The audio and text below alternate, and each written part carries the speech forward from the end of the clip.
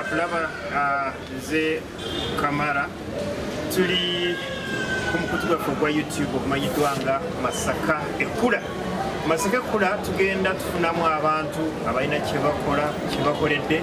okulaba nti Masaka agendera ddala ku ntikko. Olwaleero tulina essanyu okubeera ne muganda waffe Ssebo Nsanyusa okulaba. Amannya Ssebo? Amannya bampita Kabanda Henry. Naye okusingira ddala amanyika nnyo nga Enrico Kabanda bangi bakuwulidde ku mpewo za radio ne TV. Bandyagadde okumanya Enrico Kabanda y'ani? Enrico Kabanda ekisookera ddala musajja munnaddiini, musajja amanyi Katonda, musajja atya Katonda kubanga yakulira mu maka ga TV. Taata we musajja munnaddiini, abadde kanoni, abadde reverend, ate era ekiseera kye ekyasinga obuwanvu yali musajja muyigirize oba gwe twandiyise omukulu w'essomero. Yabeera omukulu w'essomero okumala ebbanga ggwanvu, era ebiseera ebyo twatawukanga nnyo mu masomero mangi nga akyusibwakyusibwa. Naye nga Enrico Kabanda azaalibwa omwami n'omukyala. Omwami ye Kabanda Nafutaali, ate maama ye Damali Kabanda. Batudde Mukono omutalo guyitibwa Bajjo Mukono. Bajjo Mukono tulabawo okusoma awo, okuzaalibwa. Enrico Kabanda ali myaka awo azaaliddwa? Ndi musajja akuze, oba guyinza okugamba nti omusajja tuludde. Sikyali nnyo muvubuka ate siri musajja nnyo mukulu. Ndi mu myaka gyange genda kukoonoola emyaka 43 eby'obukulu. Nkyali mu interview. Ndi musajja yakasalamu, ndi musajja nkuze nzituludde bulungi nnyo. Nga bwe nkubulidde nti mu kutandika kaffe k'obulamu muzee waffe yali headmaster w'amasomero, yakolanga bulungi nnyo mu masomero, era okukola kwe obulungi kwatutambuza nnyo mu masomero mangi. Amasomero agamu sigajjukira, agamu ngajjukira kubanga twalinga bato, myaka 5, myaka 7 nga oba mukyusa bamutwala ewalala mu mbeera efaanana bwetyo. Naye nga ndi musajja muyigirize, nina degree mu byamawulire era namajoringa mu radio production ne TV production. Nga tetugenze nnyo mu mangi, olevo kyawe gyojjukira? Essomero erisingira ddala okubeera ery'amaanyi Mukono Town Academy. Mukono Town Academy osomedde olevo era wogimalidde bulungi nnyo buli kimu. Elevo n'ogikolera Mukono Town Academy era Mukono Town Academy, then degree n'ogimaliriza? Tugenda mu Kampala University. Kampala University neyo twagikola nga tuli wano nga nkyakolera mu radio. Waliwo awo minisita yagenda n'agamba nti abakozi bonna abakola mu radio station nga tolina buyigirize bwa radio n'atuwa n'agamba nti oteekeddwa okubanga ona at least diploma mu byamawulire oba degree mu byamawulire. So yafa n'okukomera biddemu erinnya yandeba Basoga Nsaadi. Oyo yateekawo pressure y'amaanyi nnyo ku bantu abali mu radios nga tebalina buyigirize bwaki bwa byamawulire. So etteeka ne ligezaako n'okuyitako mu paalamenti ebiseera ebyo nga yali 2 oba 2 ne tubeera ku pressure y'amaanyi. Twakayingira industry ya radio, tetulina buyigirize bwa radio, netugamba tukoze tutya, ate ng'omulimu gwa radio tukola ki? Tugwagala. So ne ŋŋamba nti nina okuyiiya nsigale mu radio. Awo Kampala University we yajjira mu Masaka, nengenda nenkola ki? Ne neegatta ku Kampala University okusoma degree yange y'ebyamawulire, era nengisoma bulungi nnyo, nengifuniramu ddala first class lower si upper. So eyabeera degree olwo osomye journalism, osomye mass communication? Nasoma mass communication kubanga journalism mass communication ebeeranga opportunity ng'osoma degree eya mass communication. Kati ate mu masomo amalala journalism ebeeranga nayo essomo eryetongodde. So nga ate bw'oba osoma kino ekigazi ekya mass communication ebeera possible. So nagikola bulungi nnyo mu Kampala University, nagitandika mu 2000 nengimaliriza mu 28 nekikirwa 29. Okay. Kati otugambye awo Gasoga Nsadu na pressure yokukola nti abantu abali media bagende babeere qualified. Ate gulu before ozotya mu radio olyoze nombuza ekintu ekira ndi omusajja gwempa respect mu bulamu bwange sirimwerabira. Omusajja oyo twakolanga ne by then nali nga tukyali ku Mukono Academy twalinanga ekibiina ekikola drama nga tukiyita Theatre Afrique Continental. Theatre Afrique Continental yatandikibwa omusajja gwe bayita Jimex Semanda akola ku Radio Simba, netandikibwa n'omusajja omulala ayitibwa JB John Bosco era naye akola ku Radio Simba, ne musajja gwe bayita Michael Kisenyi. Baali basajja basatu nga bamukwano, waliwo n'abalabi baali nabo naye abo beesinga okujjukira nga basoma bonna ku campus. Kati ku campus gye baagala ne idea yekola ebintu drama wa radio. Bwe twatandika ekibiina ekyo ekya theatre, kati nze nali nkyali eri nga ndi mu secondary, nayingira mudoza nga ndi mu senior yali 2 drama group. Kati nga bwe nva kusomera akawungezi nzija nenkola rehearsals bla bla bla bwekyo. Kati Jimex bwe bafuna omulimu basooka ne bafuna omulimu ku CBS.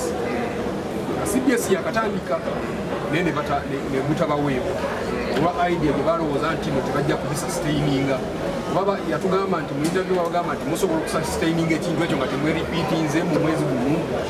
N'abagamba nti nsobola okukikola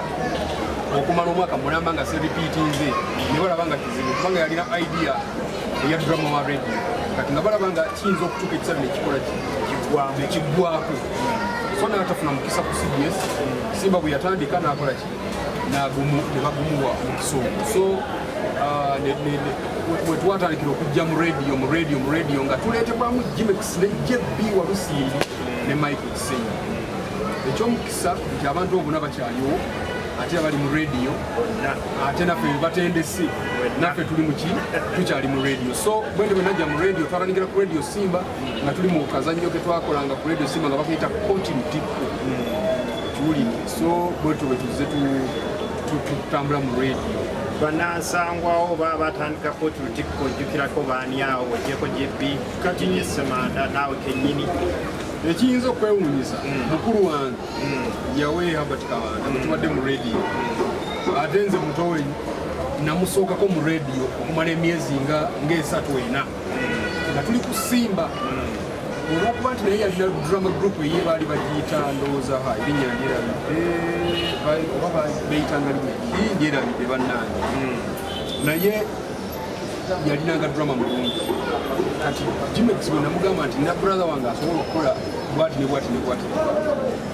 Jimex kwe kupikinga interest n'akola ki n'aleeta Herbert. Bwamuleeta Herbert ate olwokuba nti musajja naye mugezi n'akola bulungi nnyo, so n'ayingira naye mu radio era ne tutandika naye Radio Simba. Ekyewuunyisa ku muganda wange oyo nti obulamu bwaffe buzze tuli bwe tuti. Okuviira ddala mu buto twasolanga mu kitanda kimu. Bwe twapakasanga ku kyalo okufunayo akasente twapakasanga aba, twayokya komanda aba, twalima mu byalo eyo aba, buli kimu nga tuba mu kitanda aba. Ekitegedde naye twayawukana agenze mu P7 n'agenda n'abeera ewala kubanga balinanga okusoma late evening nga bavayo late ate bana okusoma morning preps. Kale ekimu netwawukana mu mbeeyo naye Jimex Semanda ne batuleeta mu radio. Kati benzijukira Jimex Semanda, Michael Kisenyi bwe twatandika Continental, JB Walusiiri bamuyitanga Patrick Muwawu naye yagenda kati ali Sweden. Herbert yennyini yawe Herbert Kabanda, mulimu omuwala bamuyitanga Maria ndowooza Maria kati alabika alina obuvunaanyizibwa ku Baba TV. So which means tiimu yammwe yatandika Continental mwenna musigadde mukyali bamugaso mu media era tukyali. Tulaba mukwano gwaffe tuli ne Enrico Kabanda ng'one manager wa Centenary Farmer Radio Ecclesia mu kibuga Masaka. Omukutu gwaffe guno gumanyiddwa nga Masaka Ekkula. Tutunula ku bantu abali mu kibuga Masaka nga basobodde okulaba nti batuusa Masaka Mutiko. Enrico Kabanda adda atubuliddeko ebyo kakati mu radio nkulaba ku Port Lutikko ate yovaayo ddi ojje Masaka kakati nno twali tumaze za wiiki emu emabega mu kiseera ekyo twali tuvudde okurekodinga kuba Port Lutikko twagirekodinga nga every Monday era nga tusasula emitwalo 2 osasulwa musasula nga tusasulwa emitwalo 2 ng'omusaala ka facilitation tegwalinga musaala okukooti naye nga facilitation ate naffe twakyagala kubanga twali mutunuulira ekinene kusinga so kyembadde nkunnyonnyola kimbudde ate nze noonya bwojje Masaka bwe nzije Masaka bwe tumaliriza okurekodinga twatulanga tolina ekifo gye twatulanga ne nanyini radio Buddu omwami Segawa omusajja gyagenda so tulina bwe twatulanga ndoza bayitangawo Sabrinas bwe twatulanga so nali waka before okutandika okutuula nali waka nze Habert yajja nansanga nali nsusa na bijanjaalo Mukono nga muzeeyi diocese secretary wa Mukono diocese nali ndi waka nsusa na bijanjaalo nyamba ku mami awo tususa bijanjaalo Habert najja naŋŋamba nti wange tufunye eddiini onoogenda e Masaka okukola nga nze ne Masaka nali mpulya kiwulire naye nga simanyi muwafaanana so okuva mu bijanjaalo naŋŋamba nti obanga onooyagala okukola naaba tugende mu meeting kati beetaga baki nga Segawa yali alina omuntu eyamubirako nti abasajja bwe bati ne bwe bati basobola okubaki okumukolera nga ye olwedi agitandise idea yali agirina anoonya bantu tiimu etandika netugenda ku Sabrinas netutuula netutandika okwogera Segawa yali musajja bulungi nnyo nga luvannyuma lwa meeting buli muntu amusimba emitwalo egyegi kyetutalabangako neŋamba nti emitwalo gino ebiri gino gyetulaga olwo kigenda kubeera kitya nga tugamba nalina omusajja wange awo mukwano gwange amugamba nti nasooka gamba mami nti owange ngenda kutandika bulamu ya Masaka mami nagamba nti owoona osobola kukola ki enda ne muzeeyi naye netukkaanya okukola ki nengene omusajja wange abajja nemugamba mbajjire ekitanda olwo ebiri ebiri bino Segawa jampa buli wetutula mu meeting ndoza lwalinkopa ku Lwakutaano nga nze nzija nsasula ku kitanda nsasula ku kitanda era nenkirekayo netusooka tujja nga bwe bakimaliriza naye bwetu bwe najja e Masaka kati mu kujja e Masaka ndowooza 2001 biri kumu tugenda mu kulonda Besigye yeesimbyewo pressure yali y'amaanyi nnyo naye tuzalanawo nga kubanga ffe twajja ne tubeera ku Buddu ng'eri ku mpewo twasooka ne tubeerawo nga tunaba nakugenda ku mpewo nga weetuli netandika okugenda ku mpewo nga weetuli kati tujja ku Buddu yali nze ne Habert ne Ronald ne omusajja bamuyita Haruna Sengooba then ne Michael Kisenyi yalina ne mukyala we nga bamuyita Karo Kwaga so Michael Kisenyi bamuzaala wane e Masaka mu Soweto tiimu bwe yali netujja ne tubeerawo ne Siraaji Hassan Magambo mutandika n'omuwala omulala bamuyita Karen Kanyanja bwetu bwe twakola ki bwe twajja kati mu kujja mu 2000 obulamu tebwali bwangu nnyo tutuuse Masaka najja simanyi nga bwe twatuuka mu nnyo nembuuza ono ye Masaka agamba nti tukiyingirewo so ne tujja ne tutandika obulamu Masaka ne tutandika radio Buddu tugikolera ne tugiwa amaanyi mangi nnyo mu myezi 3 yali emaze okuwamba tuleeta Masaka yonna waliwo omusajja atambula muno mu Masaka ku kizinda lwamuyita Kiza oyo omunene Kiza yatambuliranga ku motoka yakolanga drive ya radio ng'agenda ayogerera nga mwegomba ne ngamba omusajja ono ayogera ebigambo bino byonna abijjawo naye nze ngenda kukola ku radio kati ate nze kyange kisinda kuba kyanjawulo ku kyoyo okiwulidde nga nina muli okwebanja buli kaseera so mu ngeri eyo wali obadde ozannya just mu muzannyo kati otuuse Masaka ogenze ku full presentation nga neetongodde kubanga bali batuwanga scripts tetwakozesanga bigambo byaffe bivuddemu ffe naye yali training nungi okumanya choice of words zokozesa mu presentation so kyatuyigiriza nnyo era nebaza nnyo omusajja Jimet Semanda so muganda wa Gashumba akafiira ne taata waabwe kitalo nnyo. Then Michael Kisenyi bwe yajja ne tukola program ya radio Buddu nga bw'ogiwulira ne ku ssaawa zino bw'eri. So program yonna ne mubanga mmwe mufuuse empagi. Zaali empagi nne zaali ez'amaanyi ku Buddu okwo. Abantu abasinga baavaako Buddu yalina ttiimu ey'amaanyi etebangawo mu zi radio stations because radio okujja nga mpya neewamba mu myezi 3 kitegeeza nti ttiimu yali emanyi kyekola. Tekyewunyisa Zerafo nti era ne gye balaze bakyali b'amaanyi. Kakati awo weereza era tujeebaza nnyo radio Buddu nze ku lwange njebaza ne nannyini y'omukulu mwami Segawa yampa omukisa n'anzikiririzaamu n'abantu bwe twajja n'atukkiririzaamu tusobola okumukolera omulimu era kyamazima twamukolera omulimu omulungi era sinawe ngera ne neevuma Buddu ndikulembeza nnyo kubanga sinza kwerabira gyenvu ate era sobola kwerabira na radio Simba eyampa omukisa ogwasooka okuzindaala. okoze mu radio egyo gye myaka emeka okutuuka kati bw'obala 2001 n'obala 19 okozeeko ewala after Buddu. Bwe nava mu radio Buddu nagenda nenkuleko ku Bukedde radio myaka Buddu navaawo 2009 nensooka mpumulamu abo then nenzuuminga 2010 Bukedde nkunoonya oba wasaba mulimu? Bukedde yanno sasaba mulimu nakolawo nali ntudde nawange nga ndabye ndiko tebankuira akasibe ekyomukisa omulungi nti mu media sometimes bino bebagamba nti emirimu egy'ennaku zino gya ani akumanyi ono tajjira mu muntu nti wamaanyi nnyo nti oba ateekeddwa kubeera munene mu gavumenti oba kiki wabula n'omutono ayera ng'akumanyi asobola okuweesa omulimu abantu awaki bagamba ayinza okuba ng'ayera n'agamba nti naye bannaye Masaka waliyo omusajja bamuyita bwe bati nti Davis Buyondo musajja mulungi nnyo mukola production musajja mulungi nnyo mukunoonya amawulire ne bakuwa omulimu nga bawulidde ne bajja ne bakukatinze bati bwe nayitibwa nga tuyita mu musajja akola ebyemizanyo muyita Faridi Mpagi abategeezaako waliyo omusajja bwati so bwe nagenda neepeebwa omukisa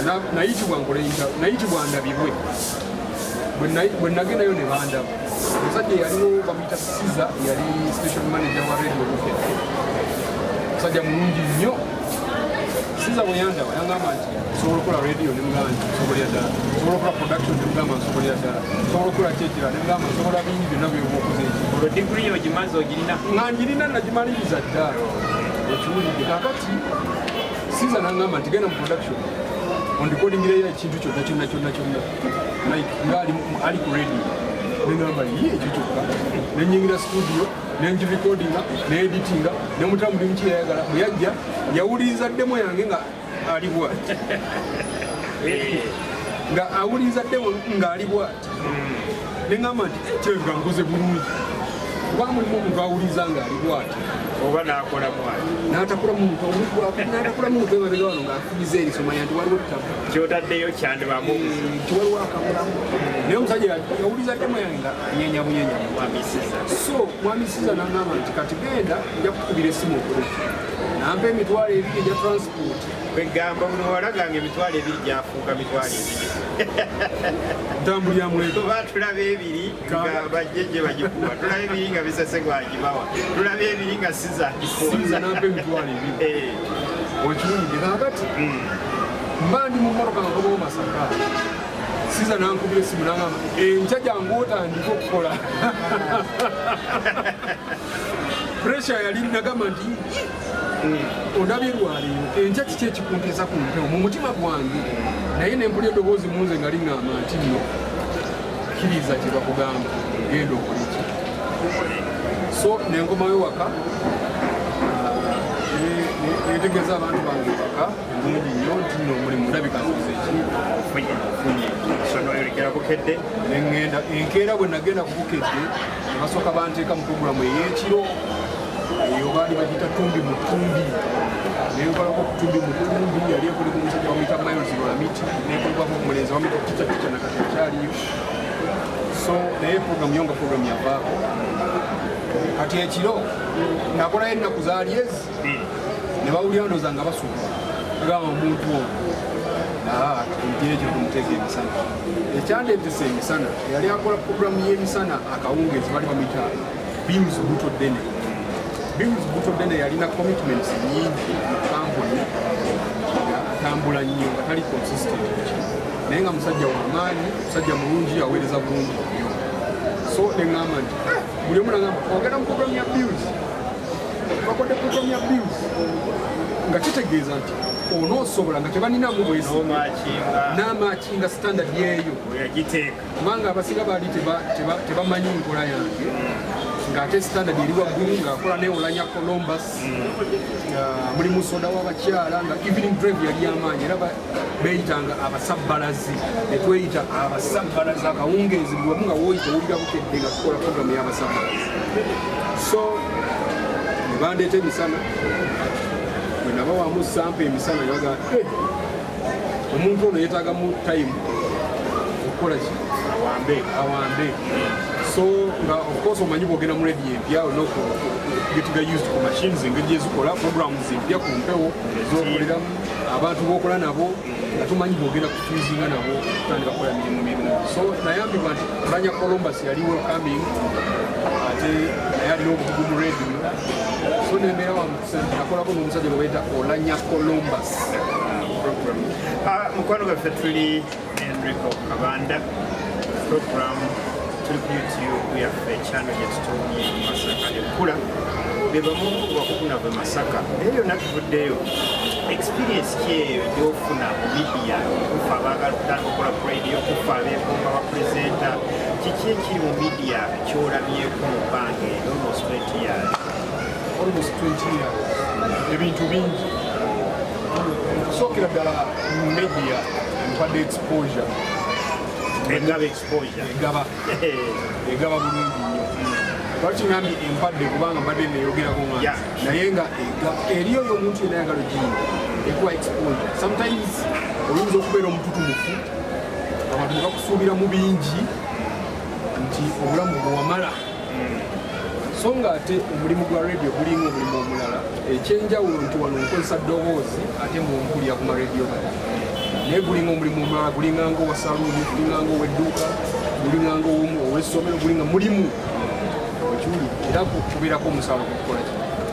kituufu nti media ejjudde enkokola sijja kugamba nti ejjudde enkokola media weetuuse saawa zino nti mulimu okusoomoozebwa kungi challenges ezo zijja olw'okuba nti abantu abamu balakinga information ekiwulire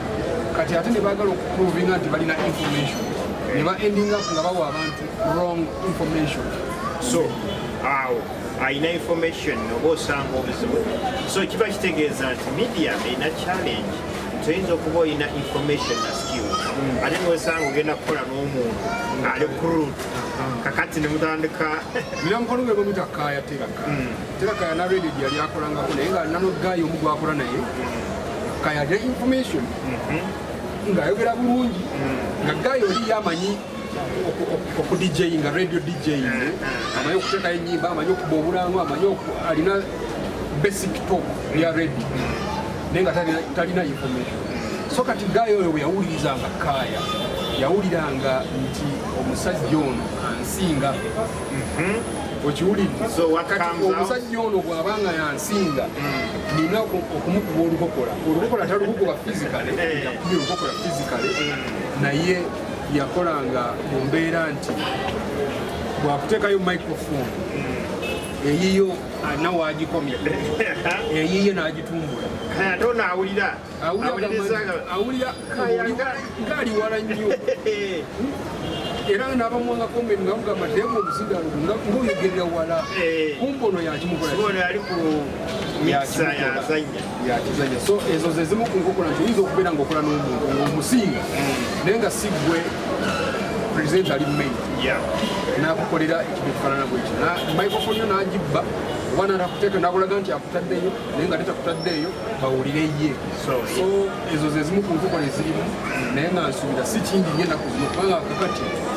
radio zizze zikyuka n'omuntu omulala gwe nnebaza mu radio omusajja gwe bayita Peter Sematimba owa Super FM. Peter Sematimba ye musajja eyakyusa radio stations mu Uganda era n'ategeeza abantu nti nno radio toteekeddwa kubeera ng'oli muyigirize nnyo okubeera mu radio. Ekintu ekikola radio kitone. Talent, radio is a talent, oba ku radio na talent yaki naye background ya talent ye tekito okubeera ng'erimu drama okusanyusa abantu mu mbeera efaanana bwekyo. Kati Peter Sematimba yajja akyusa radio stations kubanga zajja ne zifuuka FM radio ne tuva mu ziri za medium wave, short wave nga tuli ku FM nejja netumbuka nnyo okusinga ziri era ziri zaafu tekyali toyinza kugula mukutu n'okugulya mu medium wave oba short wave ogula FM. So radio zino zijja nga yakola nnyo omulimu gw'amaanyi okukyusa radio. Kati kyobulaba nga abantu bangi abali mu radio oba bali mu media kazibe TV nga talina buyigirize bwakyo naye olimu ebigambo n'ekitone kye kimuweesa omulimu. Kati ng'ojja kujja ne diguri zo ojje ne bikiimu ng'omuzinda bukuleme omwana ave wali eri mu katale abadde atunda myeragi oba asiika capatise lukubu ajja nkobera yini muwe omulimu okitegedde. Mukwano gwaffe awe tutuuse ne media Peter Sematimba yebaziddwa. Kakati sebo bwe tutuuse tunoonya kati bw'otandikira okumaneginga nga gwe pioneer manager owa Radio Centenary ey'essaza y'e Masaka. Awo bwe mbadde kumukedde sina rekodi nze mu bintu byange byonna byenkoze sirinaamu rekodi mbi siri mumenyi w'amateeka sivuma bantu seyisiza bubi ku bantu ndi muntu w'abantu. Bwe mberedde kubukedde nakola ekifo bakiyita Naf Empire studio ekola ebintu byonna ekola radio imaging ekola TV production ekola video coverage eza buli kimu ekola ne music recording byonna any type of recording tukikola ku Naf Empire emakindye. So bwe nali nvudde mu bukedde nenzijja nentuula mu kifo kyange kya Naf Empire nga wenkolera emirimu gyange gino. So nali awo nenfuna akasimu actually ndowooza nali embimakiri nenfuna akasimu kaŋŋamba nti waliwo diiru ejja ng'ankubira akasimu yali mukwano gwange era twakolanga naye ku buddu. So bwankubira essimu nti waliwo diiru bweti ne bweti ejja nakola ki namuwuliriza. Bwe muwuliriza ne mugamba nti eka tuyindeko bwe kinaba kigize nakuddamu ntego. So nagenda okulaba akasimu akazemu kavuze naŋŋamba nti kyawedde twagala kukwasa radio station eno ogimanaging nemugamba nti radios badde mu radio kumala emyaka 18 almost mukola 19 ate radio buli kimu nkimanyi kugira ddala ku programming ya radio kukola kugamba omulimu gwajja mu ngeri yabwaseruganda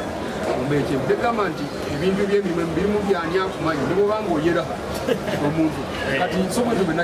najja e Masaka nentuuka nendaba embeera nga bwe yali neŋŋamba nti kati kutandika ekintu ekirungi kuyiwa kibaddeko kyonna kutandika from zero nzije nga nzimba ekintu kiki ekipya kyeneetegeerera obulungi okusinga kyesimanyi gyekikoze eki gyekivudde na buzibu kimu kivuddemu. So radio so far yakamala bbanga ki? Kati tuwezezza omwaka 10 biki bye wenyumirizaamu awo okulaba nti obituusizza? Kye nenyumirizaamu obulungi nenyumiriza mu bakozi bange bennina nti banzikiririzaamu bampuliriza bakyali bato mu radio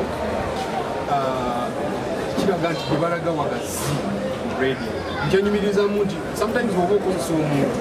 nga takkiriza mutakunga oba alinga abeera mu mbeera ekuwakanya buli kaseera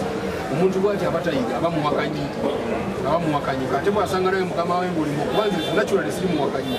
oba siwakana oyinza kunzana ndi mumpaka nti mpaka nansiini naye yala nnyo omuntu gwe tuwuliziganya. Nze tiimu njenyumirizaamu because tutambula nga basseruganda sometimes bayinza okundaba nga atali manager waabwe nga twogedde nga nzise ku level yaabwe netwogera kubanga kiyamba okummanya nange kinyamba okukola ki okubamanya mu mbeera mulimu ba managers naye muzibu nga ne ofisi okugiyingiramu gamba nti sijja kuyingira naye yange so nenyumiriza mu kintu ekyo tukyakivinze bulungi then ne programming yaffe etukoze ku Centenary Radio nayo nungi. Okay, programming ngirabye ovudde ku Simba oze ku Buddu ogenze ku Bukedde kati oli ku radio ya institution nga Kelezia radio eno efaanana etya na ziri zonna kuba ziri zonna olaba nga zirina obukulembeze bulala naye kyetubadde tusuubira eno oba kyetulaba eno kyetunoonya awugwa awulira atya wakati enjawulo wakati wa radio ziri n'eno bw'owuliriza Centenary Radio abantu abasooka ne bajja atakinga ku banka first of all Centenary Bank ate bawulira nti radio ya mukatuliki nti bajja kusuubira Rosary bagita Rosary Sakule full time nga bawulira Radio Maria nga nyimba za kikatuliki naye kyawukana ku radio newankubadde eri wansi wa diocese y'e Masaka eoperatinganga commercial radio. It's a commercial radio okujjako tulinamu time zetujja ne tuleetamu Sakule mu budde bwa lanci awo naye temala dakiika n'asatu nyimpi then tulina programu ku Sunday zuukukira mu Mukama okujjayo omusingi nti tuli ku musingi gwa ddiini newankubadde tuoperatinganga commercial radio so kyawukanamu okubali mu mbeera nti fe tuli mu management ya ddiini newankubadde ku mpewo tutuweereza muki full time. So nekibanga we bakola Centenary Bank naye nga besides being Centenary Bank naye ba clients bonna tebalina services zina kuba zesi kati radio no limiting ani agiwuliza nani akatini y'abantu bonna Centenary Radio y'abantu bonna. Promotions ezimu tubadde tuzuulirako mu kibuga Masaka naye waliwo ekutta kati abavubuka ba bodaboda benyumiriza mu nteekateeka emanyiddwa nga Nyenya Akatimba eya Centenary Farmer. Kiki ekyo kyajja kitya? Bwe naweebwa omulimu okumanaginga Centenary Radio najja ne pulaani yange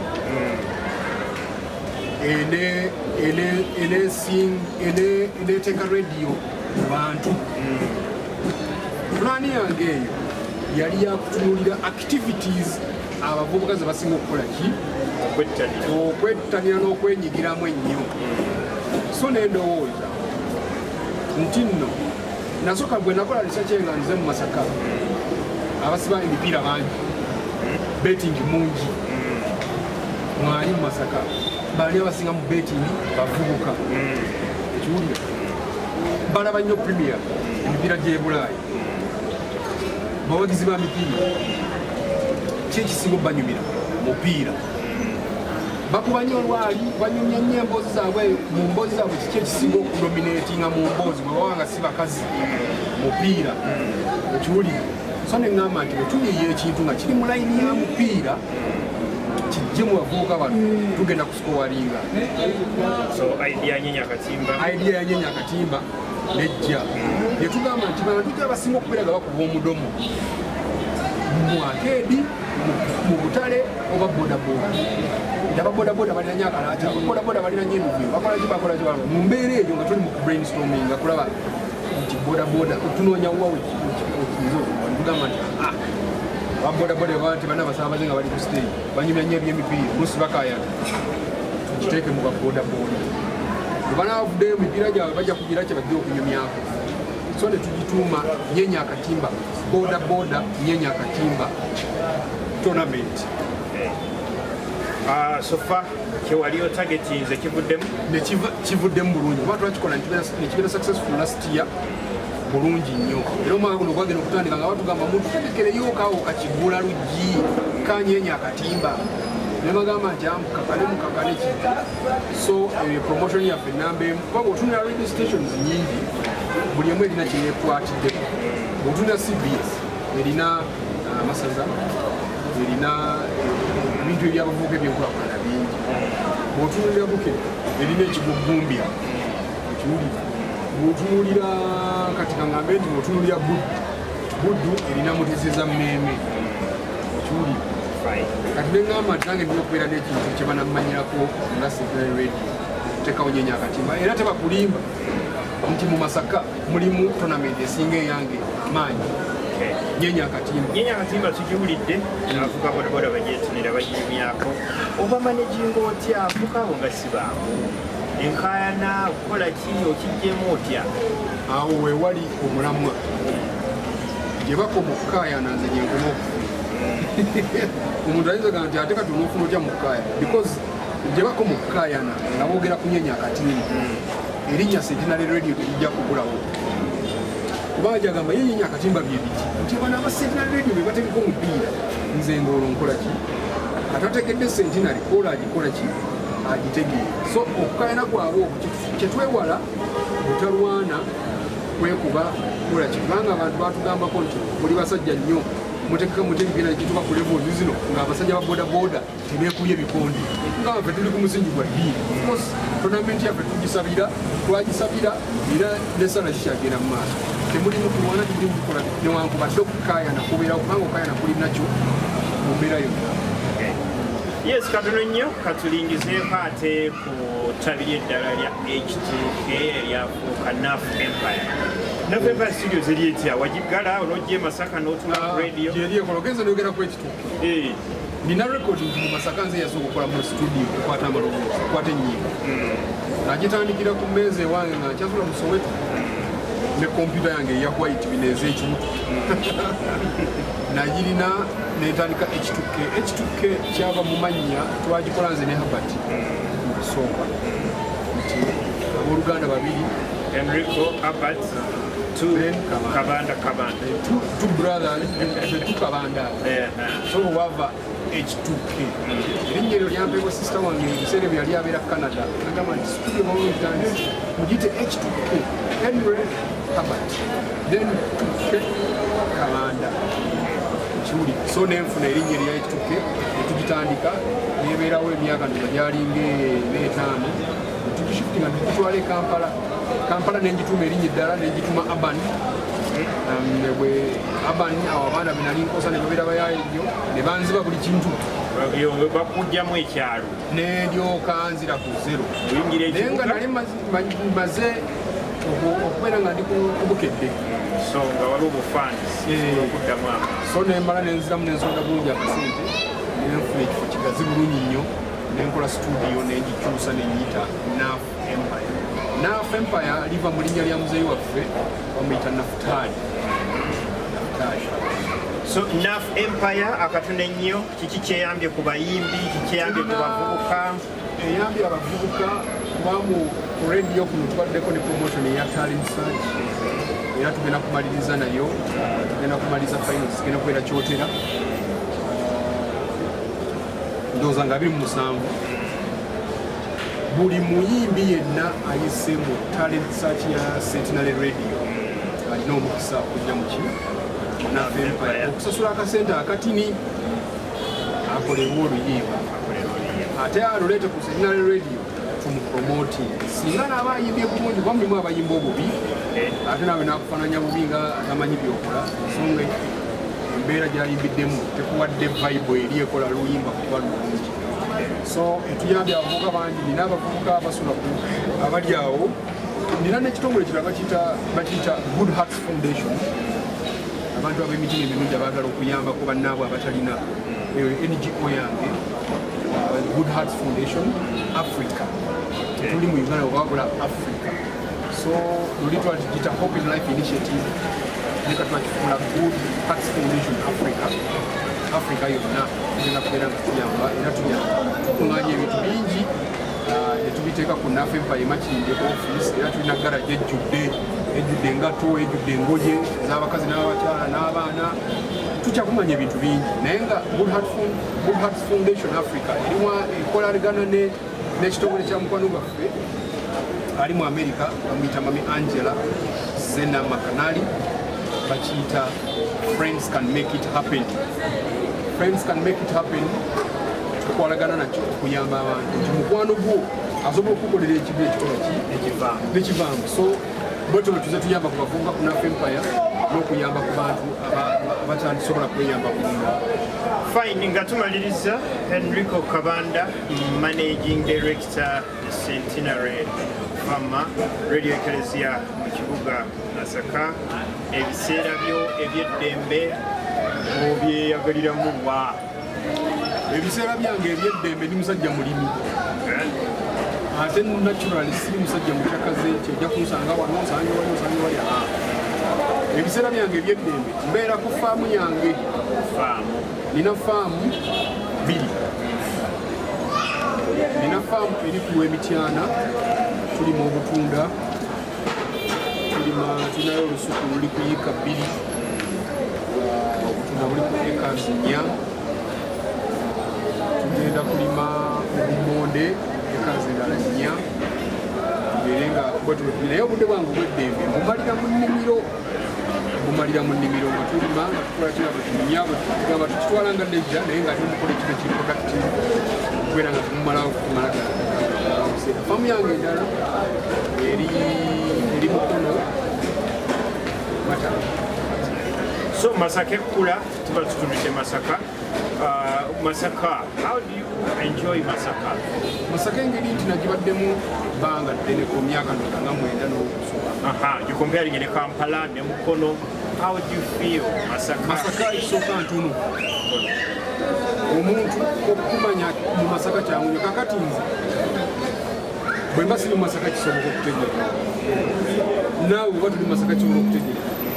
Mulimu n'abavubuka be twalinga nabo mu Masaka muno baavaamu kyategeerekeka. So Masaka ntono. Ate Masaka tosobola kugula. Ekkubo lyonna ly'oyitamu likuggusa awantu awali family. So Masaka naye mulungi, abantu bamu balungi olw'okuba nti mufunda abantu balaba ebintu bingi ate abantu toyinza kunenya mbeera z'abantu baba balina okwogera ku kiba kyebabakoze eki. Ate Kampala munene abantu bali bize nnyo tebalina budde buddawo kuyingiriza buli kintu. In terms of opportunities, Masaka ogirabamu omukisa singa omuntu ajja n'asengamu? Kisinziira ku mukisa gwonna gwe naawe kubanga oyinza omuntu omayinza ogamba nti okola ki Masaka so nga tola ni Masaka ekisooka Masaka ali manageable somehow mu mbeera z'abantu awokusula si wa bbeeyi nnyo ebyokulya si bya bbeeyi nnyo ate Kampala ali very expensive ali very expensive Kampala mu byokulya ne mu byokwebaka kubanga ekizibu Kampala kyalina bizibu bibiri ng'oli muvubuka awokusula naawe okudya ekyokulya kitegeeza awokudya ekyokulya bwe mulimo oba tolina mulimu naawe okusa tolina so bakalubirizibwa nnyo kati ate Masaka sisuubira simanyi nti tali bwatyo. Ebyemizannyo tukulaba nga ogenze mu Nyenya Akatimba oli mu Masaka buddu eno ogibagidde otya ey'amasaza yakubiddwa ennaku ezo naye kyabadde kibi nnyo yalanze n'okusaasira ennyo abawagizi baffe abaafiirwa twafiirwa omuwagizi mwali Mawokota mwali saidi eyo Mawokota saza yali Mawokota netufiirwayo omuwagizi mu bintu ebyokusaagirira nze kyenyinza okugamba nti newankubadde emipiira gino gibeerawo nga tugiwagira nti naye tugiwagize buvunaanyizibwa kubanga tulina abantu betulabirira naffe tulina ebigendererwa mu bulamu bwaffe so mu butano omwana oyo yakubibwa Sasirambi naafa kitalo nnyo saasira nnyo n'abakadde naye buddu eze ebadde mu nyinza kuyita busamba oba eyise mu challenges nnyingi bwe twatwala ekikopo ku mulundi guli ate ttiimu yajja neyeeyisa bubi yona neeyiibwa newateekebwa otiimu ate ttiimu endala abawagizi babadde b'amaanyi nnyo kubanga mbadde mu Kampala eyo nga bagamba batukubidde endegeya z'e Masaka radio kampuni y'amaloboozi ga Premier nti Arsenal ndegeya Manchester ndegeya biki ebintu bwe bityo so ebigambo by'abawagizi bisigala byabawagizi bwe bityo tuyinza bitwala serious naye nga tusaba wabeerewo ekituuka mu bawagizi kubanga tuyinza kulenya musandi wabula abawagizi ne bavaako buki emivuyo ebweru w'olukalu lwaffe luno ojjako Uganda Cranes eri ebweru wagira ttiimu ki ez'omupiira Arsenal oli Arsenal bitambula biti naye nako mujjiwagira obadde sinjukira nasemba kuwagira Arsenal kubanga wagiwagira watiire Henry ow'erinnya ate watu engeri wenava okuwagira Arsenal wantu weewuunyiza nnyo omanyi John Segawa wa Afritalent kati yakola Beyond Borders n'ekibiina kye bakita Beyond Borders ofisi ze ziri Mmengo awo twali ku stage nga azanyo manyi namulabirangako ebintu bingi kati n'abantu besikuwulire bwe nalabirako ebintu omuntu eyanteeka mu music production yali Steve G namwegombanga nnyo omuntu yateeka mu bya radio nkugambye bwe yanyingiza mu radio yali Jimex ne JB ne Michael Kisenyi naye ate ne bwe bayita Peter Sematimba yayita nnyo Peter Sematimba kyakulabirako kyange mu business line yali radio presenter from a radio presenter n'akolako studio nga bagiyita Dungeon studio nga mulimu ba Rasta Rob baali bamuta Rasta Rob bano ba Ragadi nga mulimu noono Meton Sama mulimu ne omusajja nyalivu ne mtu naye akyaliwo ye kati negomba nnyo ekintu ekyo kati nagenda okulaba abaddemu ebyo abaddemu entertainment akoze recording studio afuna deals nyingi nnyo amaneginze ku radio CBS n'abeerayo kati ale navuddeyo agenza kumbwa pastor ate kati akoze radio station ate kakati ali mu parliament kugamba akulaga nti sometimes mu bulamu abantu tulina okubeera nga twambuka naye tulina okukyebaliza ate ne Katonda tekeddwa kwerabira Katonda tulina okukyebaliza Katonda kakati nzize mbalabirako nnyo abantu abo nenganga kakati kiki ekiyinza okunyumiza nze nange tewali so Segawa akutwala mu Arsenal John Segawa yalina kusiringa luvanyumyawo nti Arsenal baatu kati nagenda okulaba mu argument ye n'ayogera erinnya Henry nga ye bamuyita Henry yakola gundi eyo nti Henry n'agaana okuteba goolo mwana yamukoledde password ne mulimu n'omusajja obeta Henry nembeera interested kwekyo so nengenda nemunoonyako ku mukutu nembaawo nentandika okuwagira sina reason eri awo neneyampagiza Arsenal yesinga kakati anga tumuvuddeyo nga tumaliriza kalowoozo ki tetugenzeeko ku bayimbi oli producer oyambye ku bayimbi abayimbi b'e Uganda kifaananyi ki kyobalabamu ekisooka industry ya music mu Uganda tulina kati waliwo enjogera egamba ey'okwebeereramu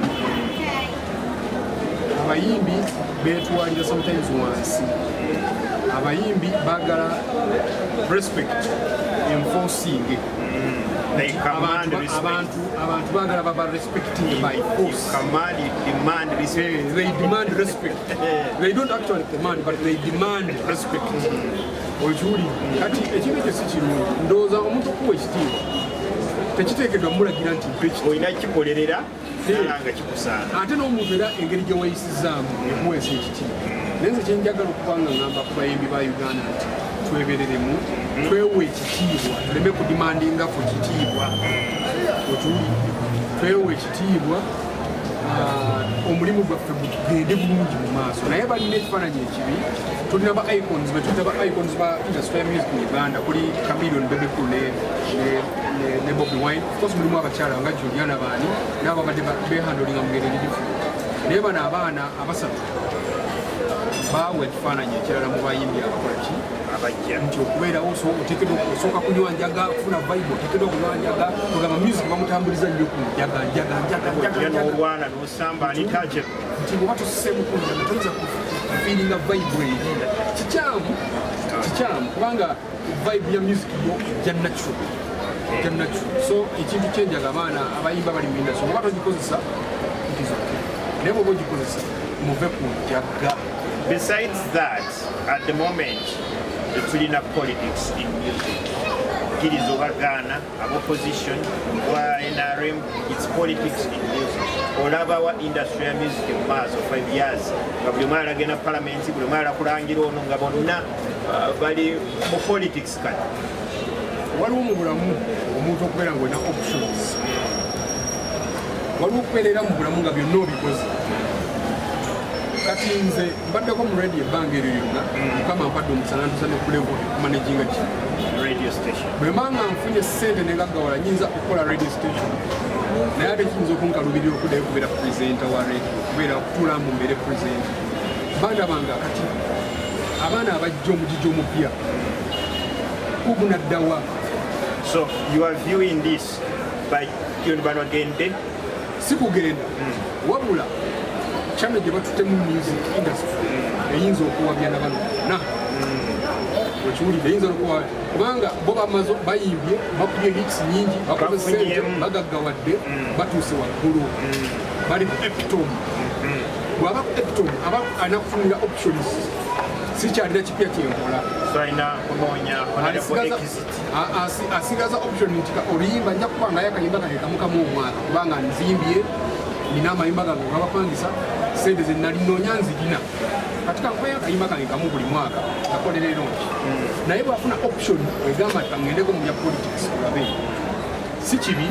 naye wajja otwala industry kubanga kati abaana abasinga bonna ogenda okulya nti nangenda kwesimbawe kansalabi kati industry ne babeera nga bagitaddemu politics kitegeeza nti nno ogenda kwawula abawagizi bo ate tuli abawagizi obadde obalina bonna kati olaba message eyo ekoleddwa the way they have done it is it the best it's not the best for the industry kubanga kigenda ku affecting already kyamaze ku affectinga tokyasobola kuyimba reality Ronald Mayinja mwamulabe yayimbye reality bamukotinze mubi so nga buli muntu alina freedom of speech sobola okwogera okusinzira ku view naye kati view yeyeyo byobwetyo bweru bw'ate eyeeriwa nifa kyokukriticizinga oli okriticizinga bwe view yo eriwa ekigenda mu maaso ye bw'abanga avuddeyo n'ekirowoozo bwe kityo ate yakiyimbidde mu maaso gamukulembeze n'omukulembeze naye n'ayanukula ate yayanukudde naye bulungi okiwulidde nti muyimbi mulungi naye muwandiisi we mukyamu kubanga kiwulidde so actually kirayima nti ebibizeemu tebinakitwala tukirabye naye abantu bonna abali mu industry aba artists begendereze nnyo kubanga agenze mu politics industry aviiremu ddala adde mu politics aleme kudda mu industry kubanga kyayagala okubeera mu industry politics amulike abeere mu industry nga tugenda kwawula abantu owagiranga General Tumine we yagamba nti Bobi Wine zeeno mu politics kati bw'ogenda okuyimba ne bakugaana those are job hazards kiringanga gwe okujja kumpewo okujja okukola enkuba neeyiika nga tewaliwo yadde pikipiki ekolera tewaliwo emmotoka ekuleeta naye ngaate obeera wala mayiro nga bbiri okuva ku radio so wayingira radio temanyi ebyo you have to be there omulimu gwe ogwa radio katonda ajja kusula okujjako nga ogenza ogaziwa n'otandikawo bizinesi z'endala tekinabuzi naye nga option ya politics wano mu Uganda kati tumulaba bulala so politics gwafuka buli mungenze kufunayo ku kasente so kyoloola so ayinza obutafevalinga music industry oba ojja kutegeka ekintu kyo oyite Bobi Wine ajja kuyimbireko poliisi ekisitopula ndoba omuteeka okutesi ku bbaana oba olina ekifaananyi kyokasuse bagenda okujja kyafectinga ate kijja kirya mpolampola eventual ojja kulaba ekintu ekijjoko kati abaana abalina omukisa abayimba obulungi saawa zino it's their time to break through nga tumaliriza of course nga music producer ate radio station manager siyinza kukuta nga tetwogeddeko katono ku kigambo kya copyright law enyimba muzikoze muzifulumiza luyisaawo naga nti yayimba bibuuza n'alinya ne ku nnyonyi ne bakasuka ne ku ssente n'omunoonya n'abula okiraba oti ekyo weetagawo kinandize orientation sookera ddala okuyigiriza abantu wano copyright ki okiwulidde copyright kyeki copyright wano abantu ekabiddwa ekoze etya naye tetunaba kutuuka kulevu kubanga saa zino omwana afunye akayimba n'agenda ku radio ate neyesasulirayo ssente bakamuzannyira ennyamba okiwulidde copyright si kyetegeeza copyright etegeeza nti no nze mpoza ennyimba zange nzitundira ku mukutu gwange edduuka lyange okiwulidde nti nina edduuka lyange ntunda music So kitegeeza music bwe manze mu dduuka lyange nina omugula nti buli luyimba ndugula siringi 5 okiwulidde. So for now nga tukyegulya media tetulina copyright esobola kukola basooke bateekewo obuyigirize bayigirize abantu ate bagende bayigirize abaana wansi kubanga music abantu abasinga bamutwalanga option nti nemereddwa eno kanyingire mu kuyimba ayingira talina buyigirize obwo nti no nina kubeera bwe nti mu industry naye nga tukyegayirira abatukira akayimba n'okusasula ne tusasulayo copyright wane Uganda tajja kukola ki so nga ate mulungi nnyo ayamba noono omwana kubanga kati abaana bakufunye oluyimba nagamba kantwaleke wagundi katege mu kompyuta ye kantwaleke wagundi omuwadde mulimu omulala jasabe oluyimba nti oluyimba lwagundi oluyimba lwagundi ye omuwadde afune ku bwererebwa tugenda okubeera nakyogera kukola ki so nga ate omuyimbi yandibadde edduuka lyo otunda music ng'olina omukutu gw'otundira music wo nga tumaliriza bwana Henrico Kabanda Empire, acting a manager of radio station, Central FM Masaka. Kikyogera ku mikwano gyaffe abayimba one hit wonder Tina Tine n'oyimba yo n'ogenda ndaba kati ne Chosen Becky atanze okukwata ebisubi ekisooka bankuza egende kata nafuna ba one hit wonders. What happens ku muntu abantu abo ebiseera ebisinga tebatera kubanga bebeeyiriza ennyo kubanga obwongo buba bwayiye olimba kitegeeza bukyalina ennyimba endala nnyingi okusinziira ku situations nga bwe ziba ziba naye nze kyembamba gamba nti sometimes oyinza okuyimba oluyimba n'obeera contented nkubye hit n'otalowooza ku kiddako olaba Bebe Cool saawa zino ayiiya kitono naye ennyimba zasinga okufulumya bagulangule bazimuwandika kubanga gyekiri ate noono omuwandisi naye afuna sente nawe recording artist nawe nofuna so kirungi kyakola Bebe Cool oyiyo oluyimba neruba lulungi n'olujja n'olumulagako n'alwagala n'akuwa kakadde oba zonna zemamukanyisa n'ofuna kasente gwomuwandiisi ne artist naye nagenda afuna kasente naye kati abaana bano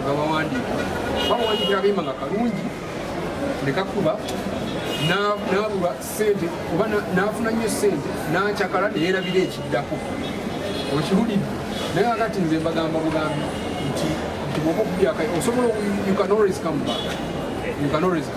So what is your last word as you went up this interview with ekigambo kyange ekisembayo njagala okukubiriza abantu okulemera ku kintu kye bakola bateekemu amaanyi sometimes nze kati kankubuulire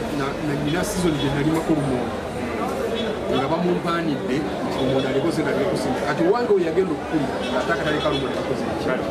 kali ttaka ensawo gye baali bakubuleko 720 emeka nze nagitunda 800 nga ne 10 terikola ki kyokka nga teekomeddwa nempuna obusungu neŋŋamba nti sikyadde mukulima lumonde nkireseyo ekyokulabirako nti sometimes bw'otuba ku point bwetyo never give up bw'aba agudde akatale ddawo olime lumonde addemu asuula amalagala wanaakulya akatale kajja kuba kakoze eki kati abaana bonna abali mu industry oba oli mu radio oba oli mu mulimu gyonna gyokola bamugumiikiriza beera mugumiikiriza ekintu kyonoonya kigenda kujja wasiwasi ono abeeremu naye wasiwasi aleme kubeeramu nga atulemesa kukola wasiwasi abeeremu nga tupushinga to the next level